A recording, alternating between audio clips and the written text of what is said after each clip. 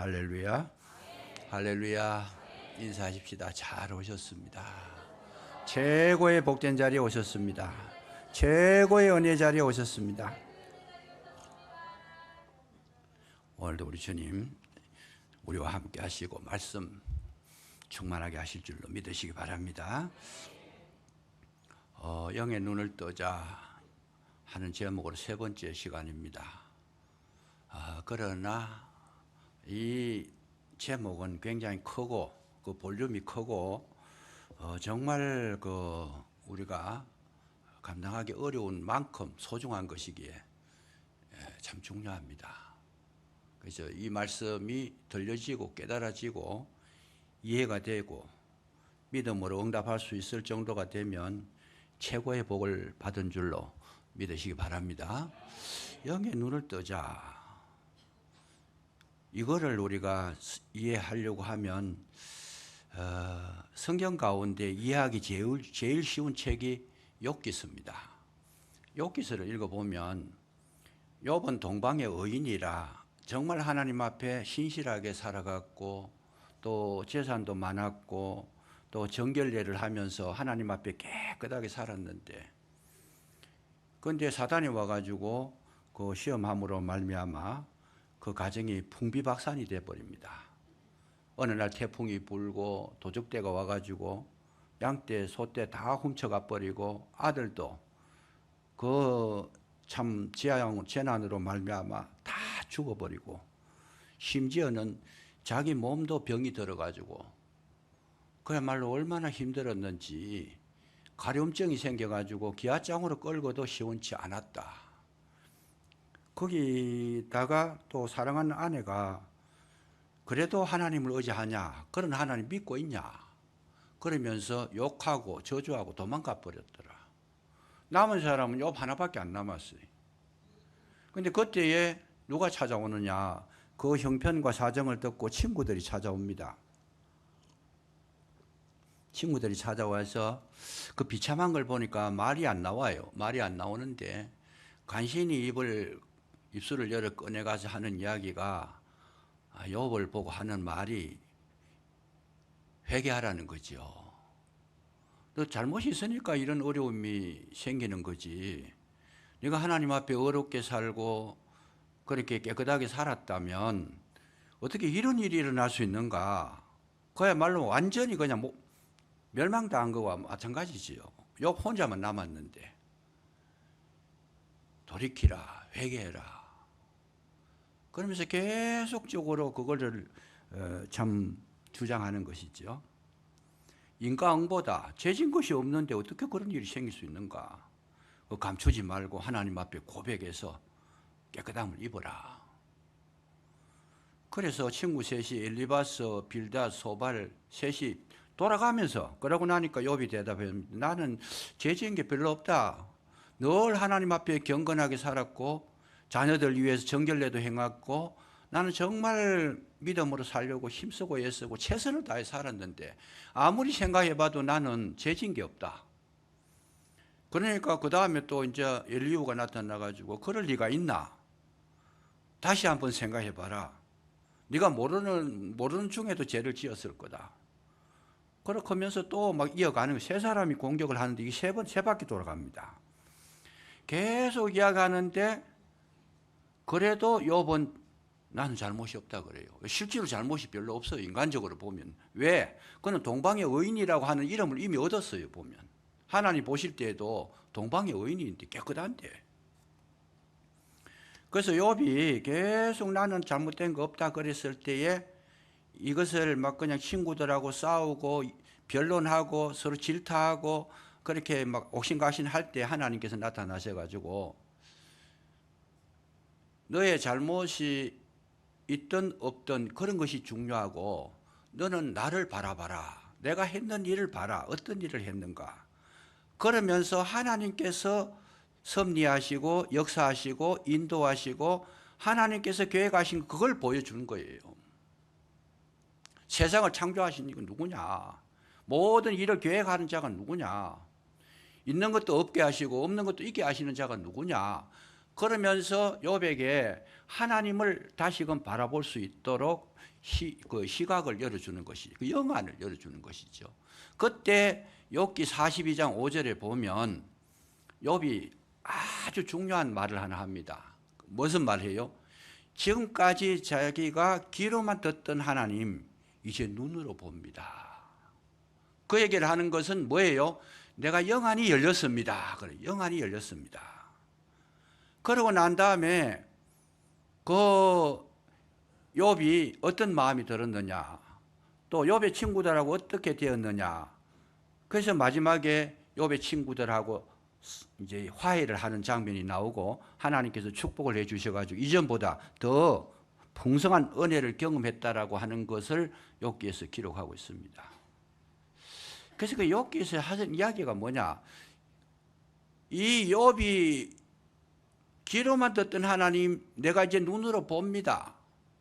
그 이전에는 뭐 했어요? 친구들하고 계속 싸웠어요. 그냥 잘못했니 잘했니 나는 잘못이 없느니 문제가 있느니 문제가 없느니 이러면서 계속 싸웠는데 영안이 열리고 나니까 어떤 현상이 나타났어요? 화합이 일어났다는 거죠. 화목하게 됐다라는 거예요. 하늘 문이 열려졌다라는 거예요. 축복의 문이 열려지고 모든 것이 새로워졌다라는 건데 지금 이 말씀의 총결산이 뭐냐? 오늘도 우리가 사는 삶 가운데 가정에도 문제가 생기고 싸움이 일어나고 분쟁이 일어나고 교회도 그래요. 교회도 서로 나뉘어서 갈등 관계가 있고 서로의 어떤 적대시하고 서로의 어떤 분쟁이 일어나는 이 모든 것이 뭐냐? 영안이 열리기 전이라는 거예요. 그게 영안이 열리지 않았을 때는 계속 잘했니 못했니 옥신각신 그러고 서로가 문제가 생겨서 그 문제를 지적하고 그것 때문에 또 아파하고 또 반격하고. 근데 영안이 열리고 보니까 여러분 화목하게 된 줄로 믿으시기 바랍니다. 왜 싸우느냐? 아직 영안이 안 열려서 싸우는 거라는 거예요.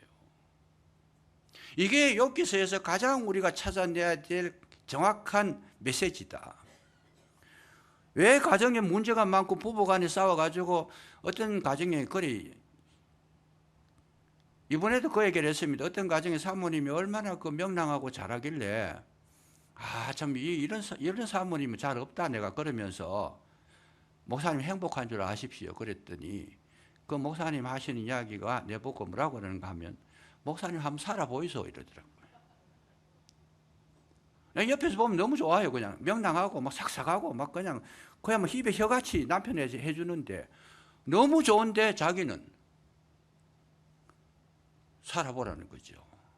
그 내막이 있다는 속에 어떤 내막이 있다는 거, 감추어진 부분들. 어떤 분은 그래요. 자기 아내를 보고 이 사람 말고는 세상 모든 사람 다 사랑할 것 같대요. 이 사람은 안 된다. 이 사람만 안 된다.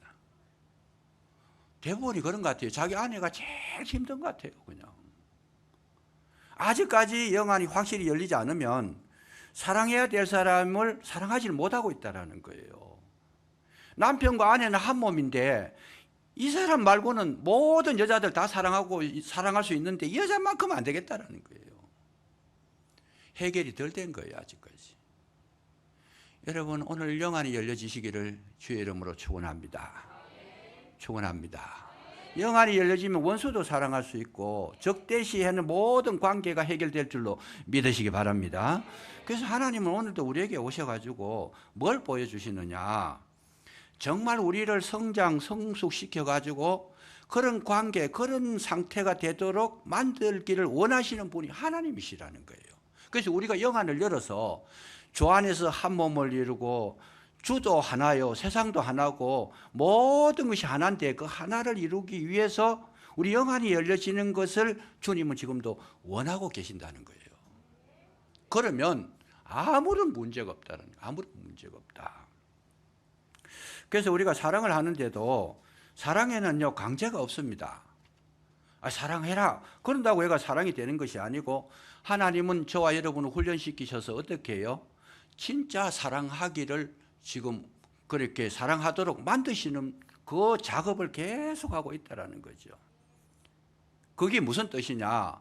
하나님께서 우리를 사랑하셨는데 우리도 하나님을 사랑하기를 원하고 계시더라는 거예요. 그런데 그 사랑 원하고 계시는데 어떤 사랑?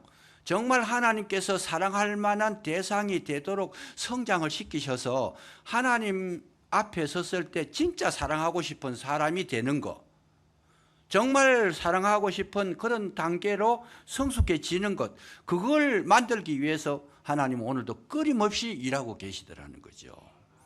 그래서 사랑이라는 것은 상대방하고 내하고 수준이 맞아야 사랑이 되는 거예요.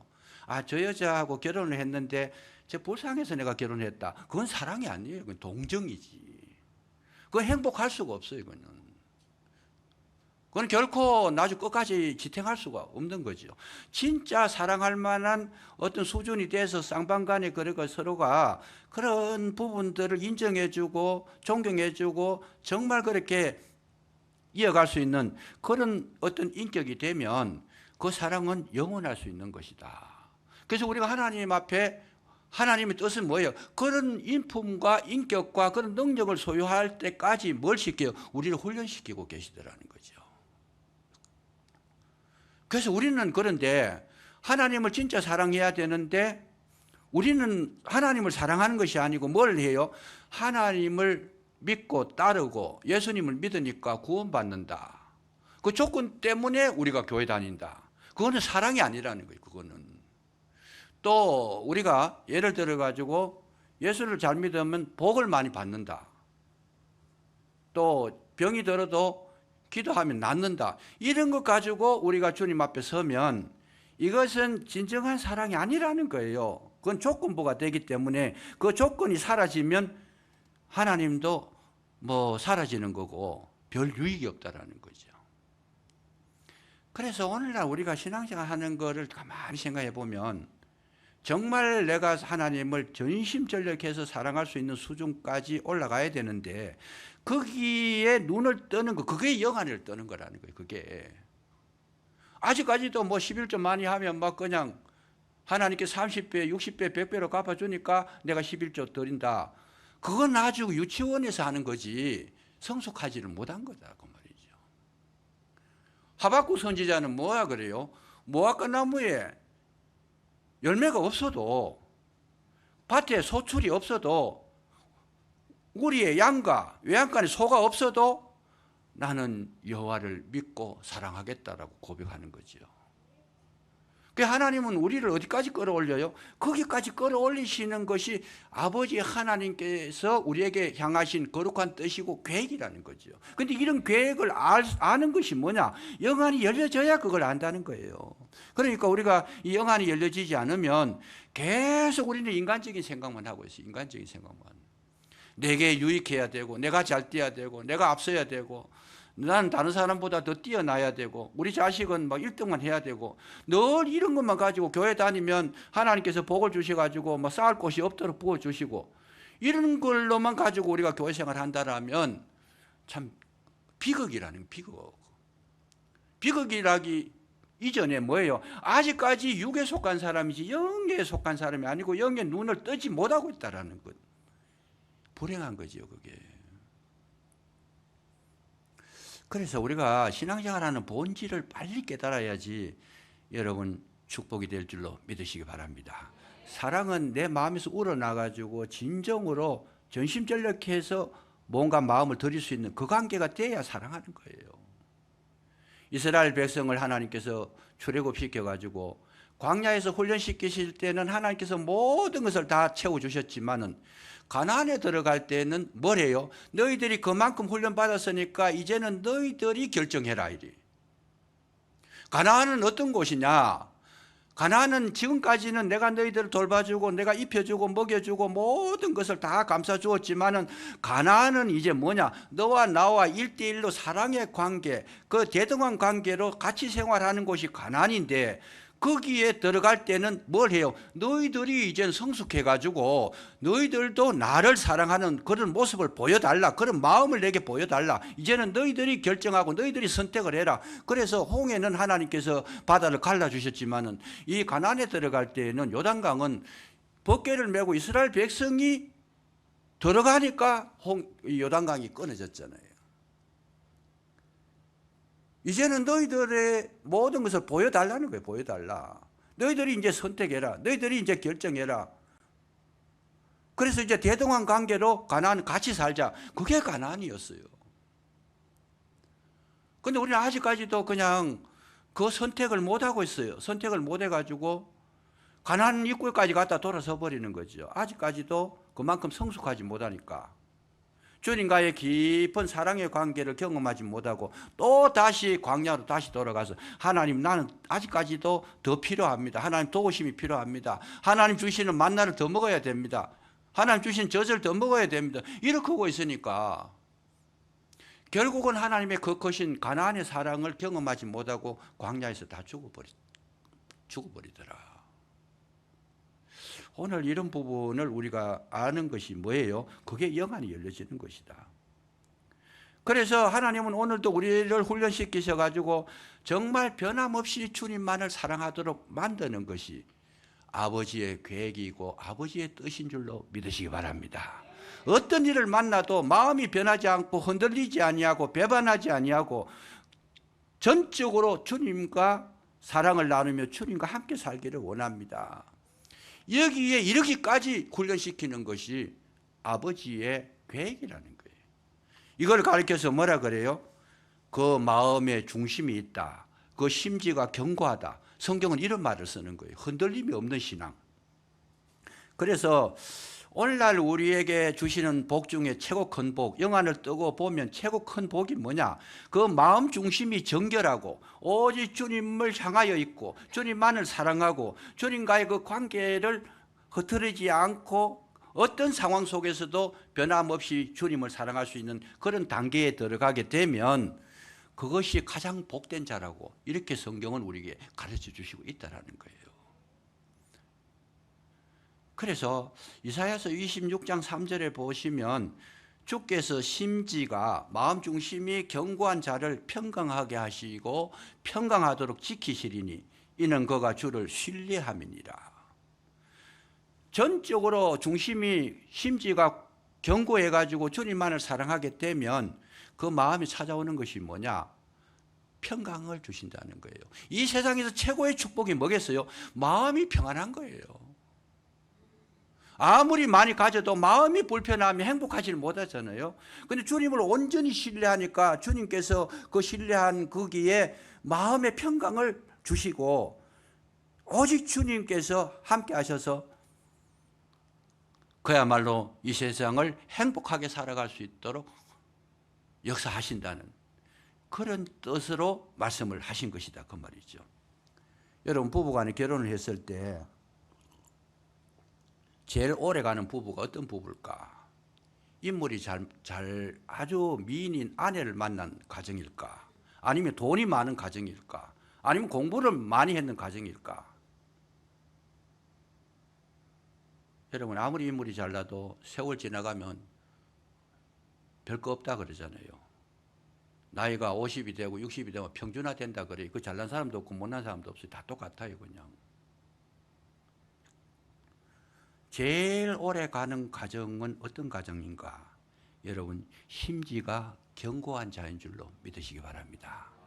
그 마음 중심이 깨끗하고 흔들리지 아니하고 그 중심이 든든하게 세워진 사람은 오래 갈 수 있어요. 내한테 잘해줘도 못해줘도 환경이 좋아도 나빠도 그런 거 관계하지 않습니다. 저 사람은 내 남편이니까 저 사람은 내 아내니까 끝까지 흔들림이 없이 그를 지켜주고 보호해 주시는 것은 중심이 견고해야 된다는 거예요. 돈 많아서 좋아하면 돈 많은 거요? 그거 언제나 돈 많을 수 없어요. 어떨 때는 실패도 할 수 있고 돈 있을 때는 사랑했다가 돈 떨어지면 미워. 그거 믿을 수가 없는 거죠. 그래서 하나님께서 오늘도 저와 여러분에게 원하시는 것이 뭐냐? 중심을 온전히 주께로 향하는 자, 심지가 견고한 자, 정말 주님만을 바라보는 자를 하나님께서 가장 사랑하시고 지켜주시고 보호하시는 줄로 믿으시기 바랍니다. 이것이 그렇게 중요한 거예요. 이 성경을 가만히 보면 이런 자를 하나님께서 끝까지 보호해 주시고 어떤 어려움이 온다 할지라도 그를 지켜주시는 그 은혜가 나타나는 것을 우리가 볼 수 있습니다. 예를 들어서 보면 다니엘이라고 하는 사람, 이 다니엘이라고 하는 사람은 어떤 환경 속에 있더라도 철저하게 하나님 중심으로 살아갔어요. 흔들리질 않았어요. 정말 내가 환경이 좋든 나쁘든 관계하지 않고 포로로 잡혀갔더라도 주님을 섬기는 그 마음은 그것을 뜻을 정하여 변개치 않았다. 그러니까 어떤 일이 일어납니까? 여러분, 하나님께서 다니엘을 사랑하셔가지고 다니엘은 바벨론의 총리가 되는데 바벨론이 망하고 나면 바사 제국이, 페르시아 제국이 이어가는데, 그런데 총리는 안 바뀌어요. 다니엘이라고 하는 인물을 하나님께서 얼마나 지켜주시고 사랑해 주셨던지 그 심지가 견고한 걸 아시고는 바벨론에서도 총리인데 왕이 바뀌어가지고 나라가 바뀌어가지고 바사 제국이 됐는데 거기서도 총리를 하고 있는 거예요. 그래서 총리를 몇 년 하느냐? 70년을 총리하는 거예요. 역대적으로 그런 총리가 없어요.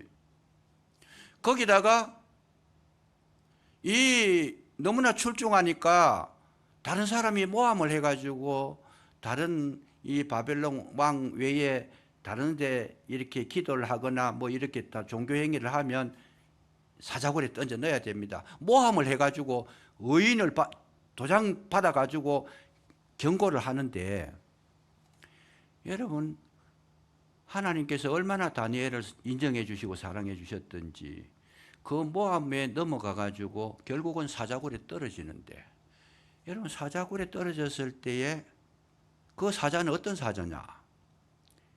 한 달씩 굶긴다 그래요.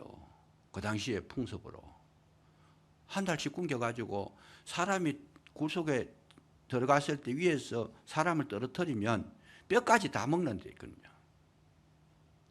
그런데도 불구하고 여러분, 심지가 견고하니까 사자의 입을 하나님께서 막아주신 줄로 믿으시기 바랍니다. 삿갓 하나 끓기지도 않도록.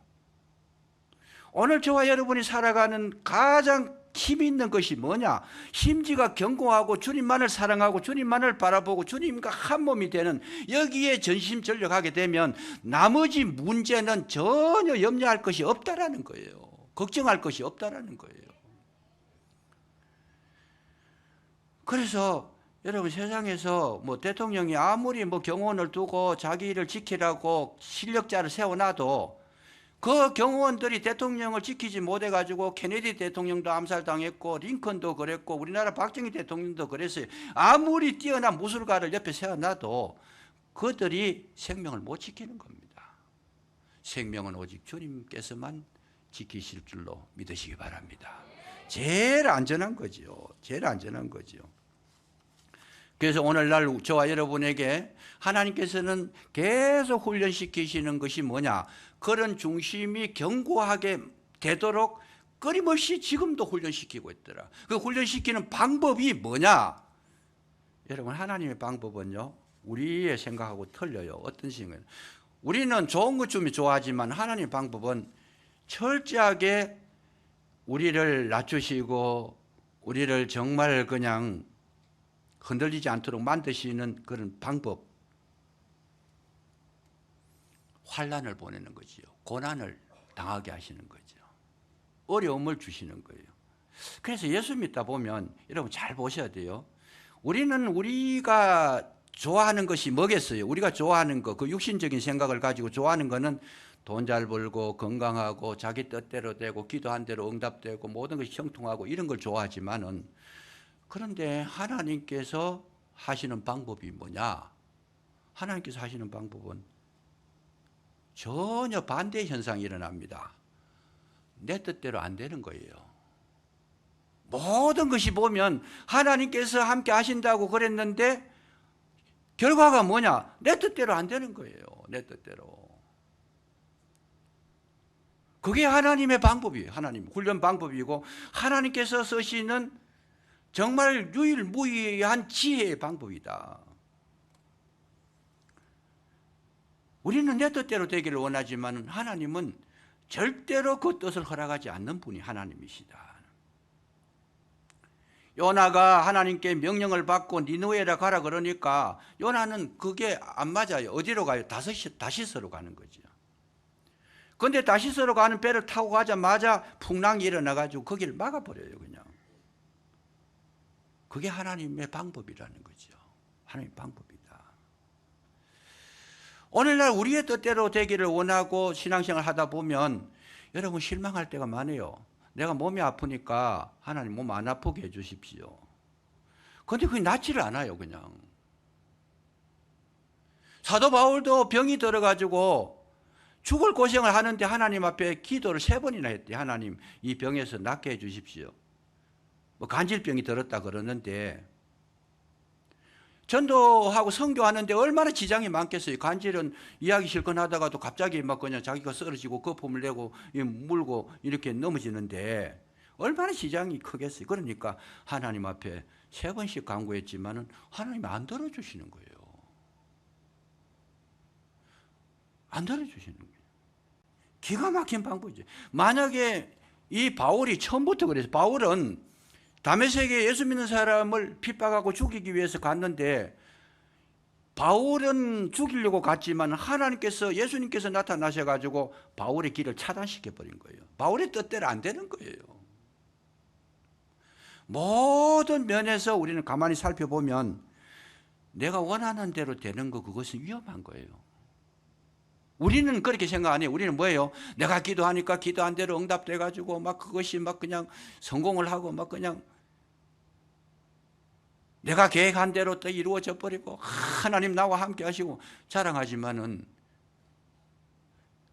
진짜 하나님께서 일하시는 방법은 그렇게 하시지 않는다는 거예요. 예수님도 이 땅에 오셔가지고 뭐라 그랬어요? 내 뜻대로 하지 마십시오.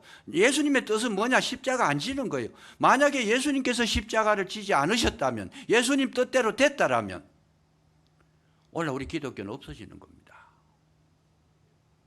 그래서 예수님께서 깨달은 것이 뭐예요? 아, 이건 내 뜻대로 되면 안 된다는 거 아시고 내 뜻대로 하지 마시고 아버지의 뜻대로 하옵소서. 오늘 저와 여러분이 행하는 모든 그런 전부 다가 그렇게 반대 현상으로 나타나게 하시는 거예요. 하나님은 오늘도 우리를 만드실 때 우리가 원하는 대로 해주시지 않고 하나님께서 계획하신 대로 저와 여러분을 이끌어 가시는 줄로 믿으시기 바랍니다. 저도 목사가 됐을 때 정말 저는 목사 되는 것이 제 뜻이 아니었어요.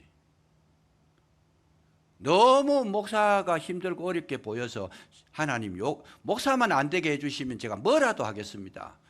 그래서 제가 계획을 세운 거는 정말 하고 싶은 거는 뭐 형사를 하든지 검사를 해가지고 진짜 제일 막한 사람들, 못된 사람들, 이 집 사람 행동을 못한 사람들 다 잡아 넣어버리자 그냥 뭐.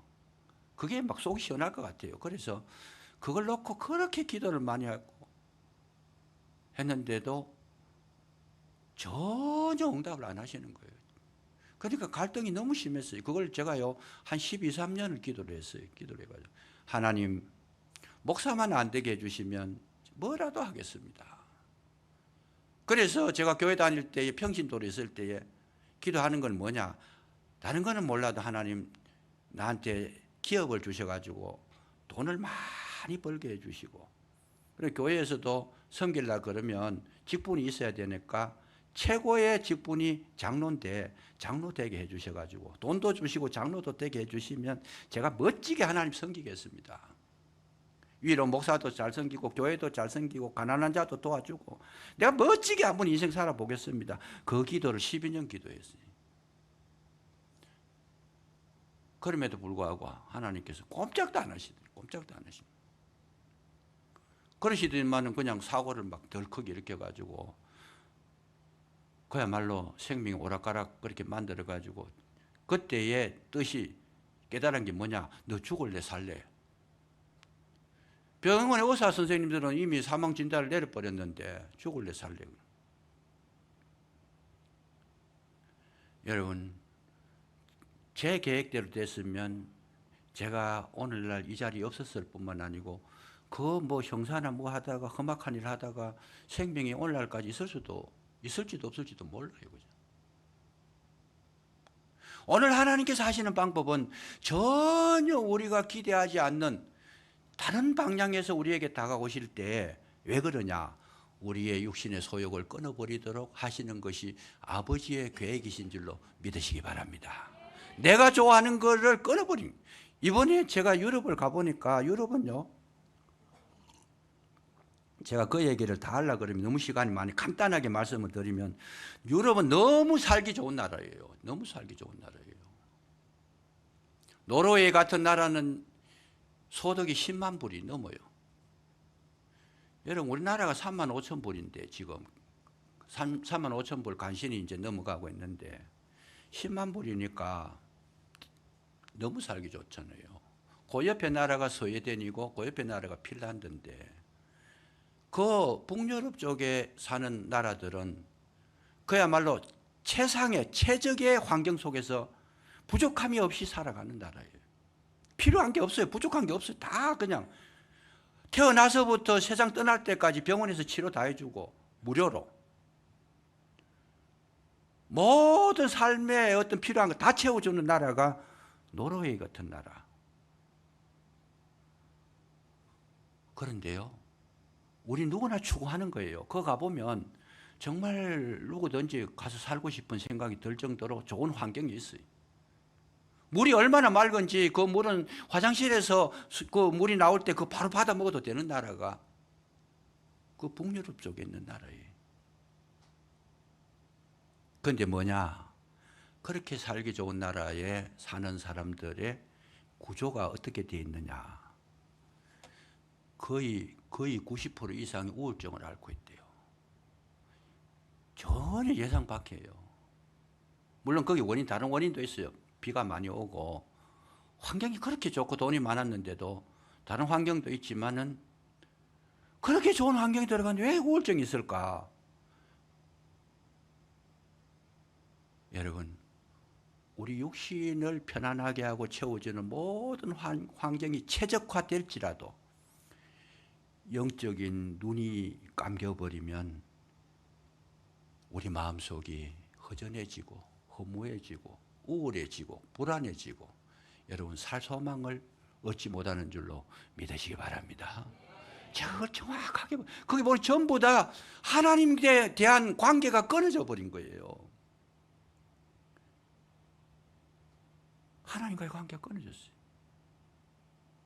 교회들이 있어도 그 교회에 모이는 사람들이 2% 정도밖에 안 된다 그래요. 그것도 형식적으로. 거기는 목사가 공무원이라 노니까 뭐 열심히 전도할 필요도 없고 열심히 노력할 필요도 없어요. 월급이 제때 딱딱 나오니까.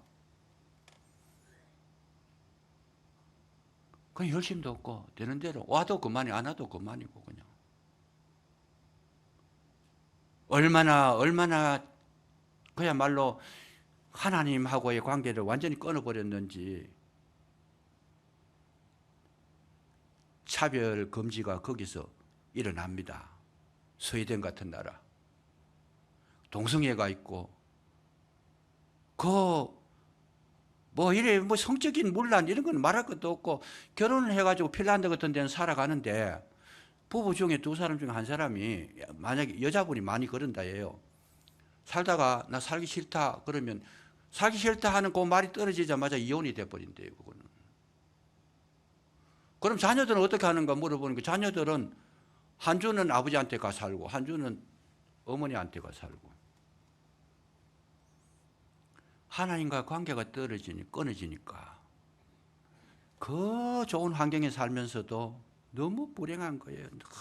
너무 사는 모습이 이건 사람 사는 모습이 아니에요. 환경과 되는 게 아니에요. 그러니까 그 자라는 아이들이 그 정신적인 상태가 어떤 상태로 성장하겠는가. 정말 아찔한 순간이죠. 아찔한 순간이죠. 교회는 많아요. 그리고 정교회가 발달되어 있고 건물들은 굉장히 옛날부터 웅장하고 그렇지만은 그러나 그 건물들은 형식적인 거죠. 그 내용을 들여다보면 믿음으로 사는 게 아니에요. 그냥. 하나님과 나와의 관계는 멀어져 견고하기는커녕 흔들려가 뿌리채로 흔들리는 그런 모습으로 살아가니까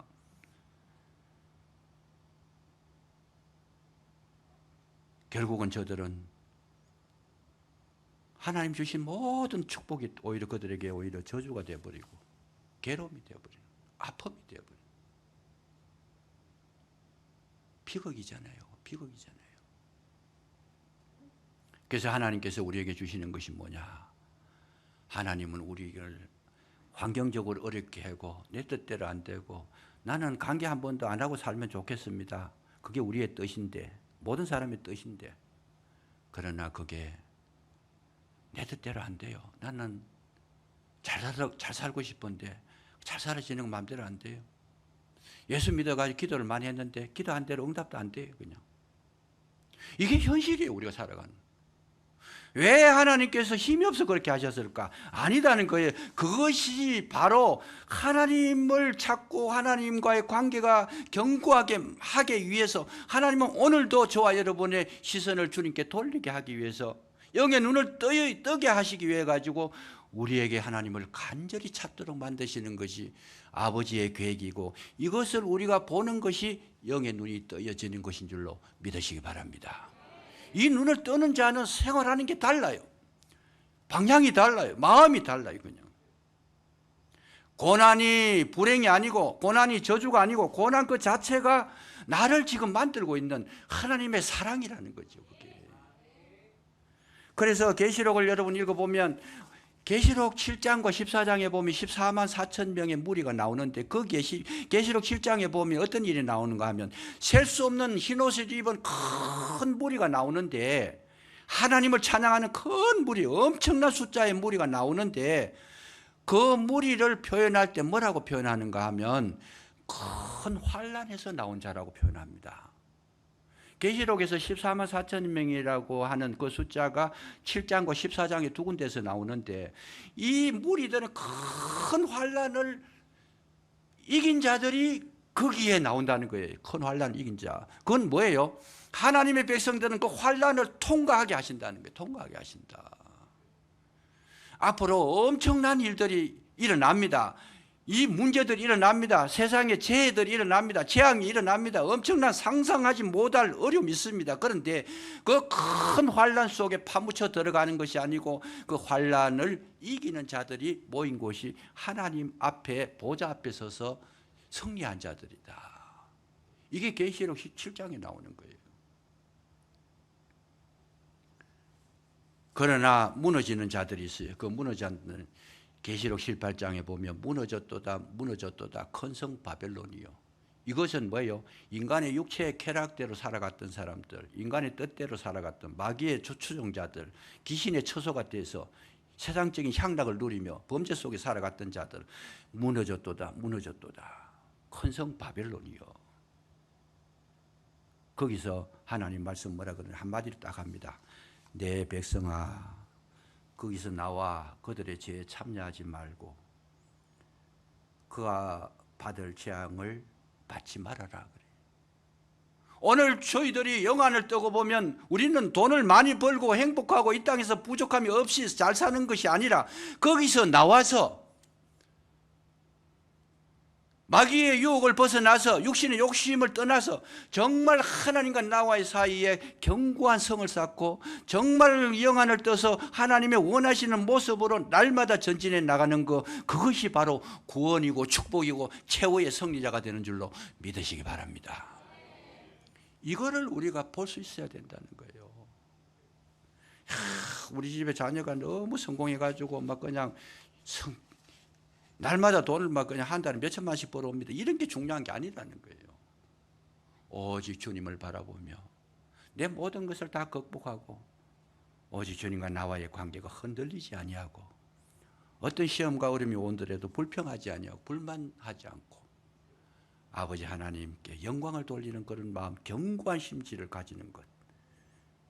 그 심령 위에 하나님은 사람이 지키지 못할 것 지켜주시고 사람이 할 수 없는 모든 것을 주님께서 책임져 주시고 이끌어 가실 줄로 믿으시기를 주의 이름으로 축원합니다.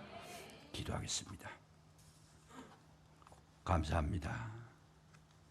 오늘도 저희들 불러주셔서 예배하게 하셨사온데 특별히 말씀을 우리 심령에 심어주셔서 견고한 자가 되게 하시고 어떤 환난과 어려움 속에서도 그 심령을 더럽히지 아니하고 세마포 옷으로 깨끗한 옷으로 우리를 정결케 하사 아버지 앞에 영광스러운 모습으로 설 수 있도록 도와주시기를 간절히 기도하고 원하오니 함께하여 주시옵소서.